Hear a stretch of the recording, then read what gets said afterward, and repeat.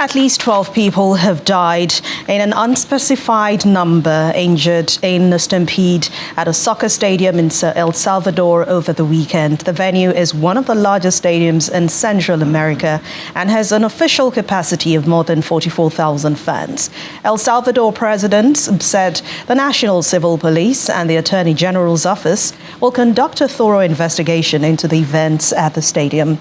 The incident comes one after a deadly stampede last year killed 135 spectators in that same stadium in a stadium in Indonesia's East Java in October. Many were crushed as they fled for exits after police fired tear gas into the crowd. The head of the World Health Organization, WHO, has asked countries to carry out the reforms needed to prepare for the next pandemic and honor a previous commitment to boost financing for the UN Health Agency. Speaking at the WHO's annual health assembly, weeks after ending the global emergency status for COVID-19, Tedros Ghebreyesus said it was time to advance negotiations on preventing the next pandemic. We cannot kick this can down the road. If we do not make the changes that must be made, then who will? And if we do not make them now, and when? When the next pandemic comes knocking, and it will, we must be ready to answer decisively, collectively, and equitably. And for enhanced international cooperation, the pandemic accord, a generational commitment that we will not go back to the old cycle of panic and neglect that left our world vulnerable, but move forward with a shared commitment to meet shared threats with a shared response. That's why we say the pandemic accord is a generational agreement. A commitment from this generation is important because it's this generation that experiences how awful a small virus could be. When we return in just a moment, domestic tourism accelerates back to pre-pandemic levels in China. Details in a moment. Please join us again. Welcome back. Let's head to Greece now, where the ruling New Democratic Party stormed to a crushing victory in the parliamentary election yesterday, but it fell short of the threshold needed to form a government on its own. Greek Prime Minister also said that he will not seek to form a coalition government, paving way for a second vote in June, and he hopes his Conservative Party will win outright. But with most votes counted, Conservative New Democracy took a commanding lead of 40.8%, trouncing the radical leftist Syriza, which governed from 2015 to 2019. Which polled 20.1%. Thousands gathered outside the headquarters of the New Democracy Party in Athens, cheering as the party leader came out to greet the crowd. VOA correspondent Anthi Karaseva, also who is in Athens, has been following this election in Greece and joins me now. Hi, Anthi, and thank you very much for joining us. Please give us an update on the election. Well, this has been an amazing election victory for the Conservatives here in Greece and personally for the incumbent Prime Minister Kyriakos Mitsotakis. It's defied any and every forecast and Gallup prediction heading into this election race that was thought to be very tight and unpredictable. But the irony here in the election results is that despite this landslide victory by the Conservatives, Kyriakos Mitsotakis, the leader of the Conservatives, is unable to form an outright government. Still, what we are seeing is a course of political events now that will have an impact on the country and the political landscape here. The size and scope, the victory was anticipated, but the size and scope of this victory, a massive 20-point margin between Mitsotakis and his runner-up, the main leftist opposition leader and a former prime minister, Alexis Tsipras, the leader of the Syriza party, was simply not expected. Tsipras simply got hammered in these polls, and it's indicative of the fact that voters ultimately, despite the fact that they have been disaffected, that they have been affected by rising living costs here, low salaries, and complaints also from the government that it's not doing enough, that it's not pushing ahead with reforms that they want to see that will trickle down to their household budgets and have an impact on their, in their personal finances. Despite this disaffection, they were not prepared and were not convinced by the scaremongering that the opposition leader Alexis Tsipras campaigned on, and that scared them more than wooed them.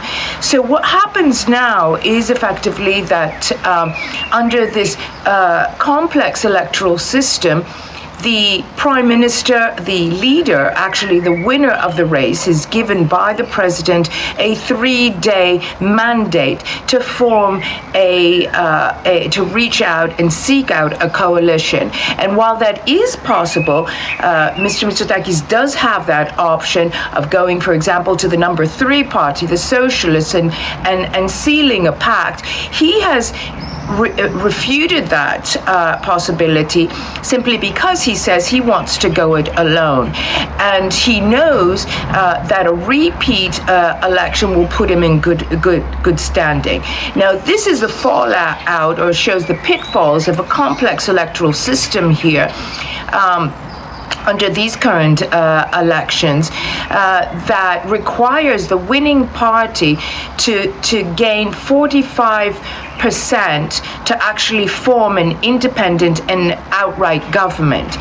By pushing the elections now and heading for a repeat trip to the polls, what Mitsotakis effectively is doing is that he will use a new electoral system that he has voted for that will give a bonus of as much as 50 seats to the winning party, and that simply will produce him, with this backing now that he has of a very strong electoral support, he will be able to control Greece's parliament stronger and to push ahead with the needed reforms and changes that he wants to make to not just reinvent, not just to proceed with Greece's economic recovery, but also to change the face of the country, which he has been promising and harping on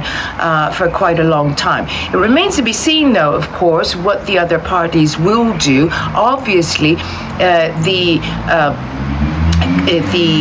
leftist opposition leader Alexis Tsipras, who has been hammered by these polls, will face strong pressure to resign, not now, not in the repeat elections, but obviously in the coming weeks after these new repeat elections that are set for June 25th will take place.